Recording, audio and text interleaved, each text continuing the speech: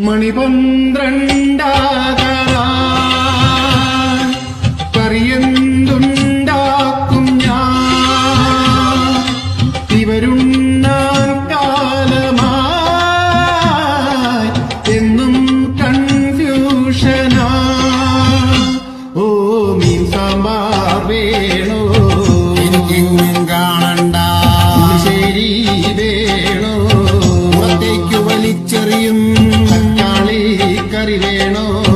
അത് വെച്ചാൽ ഇടി വാങ്ങും നത്തോലി ഫ്രൈ വേണോ ഇന്നലെയും കഴിച്ചതല്ലേ ാമ്പരുന്നോ പണ്ട് മുതൽ മീൻകറി പ്രിയനാണ് ഈ പിള്ളേരോ പണ്ട് മുതൽ വെജിറ്റേറിയനാണ്